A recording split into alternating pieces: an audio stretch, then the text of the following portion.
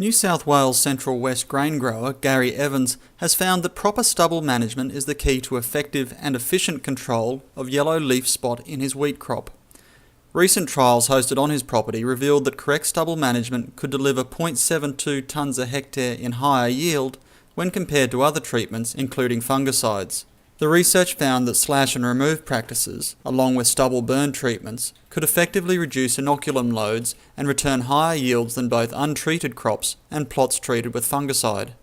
Generally avoid it because we don't have wheat on wheat. We haven't had a pretty good rotation in probably for the last 20 years using canola and pulses and cereals, so you sort of don't get that. But every now and again, through wet or dry years, you don't get the crop you want into a paddock, so you've got to bring your rotation back into line somewhere along the line. And I didn't do anything, and my agronomist said we'd just probably do a late spray for yellow leaf spot.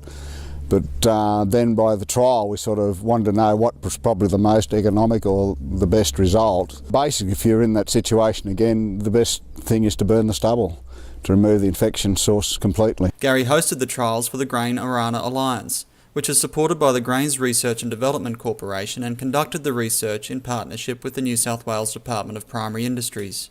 Grain Arana Alliance Research and Extension Manager Maury Street said the yellow leaf spot trials delivered a mixture of expected and surprising results.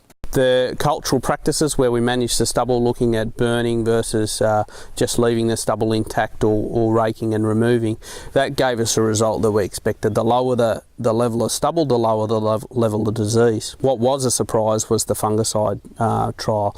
In this particular trial, we looked at a number of different timings of applications and approaches, and we got up to 5 applications of fungicide in these particular trials. And what that showed was a level of response to fungicide certainly nowhere near what we expected, certainly nowhere near what you could expect in a similar situation with stripe rust. And that's the key difference. This disease is different to stripe rust to manage. But I think what we did discover was that we shouldn't rely on fungicides to control yellow leaf spot because they're just not as effective as we would like them to be.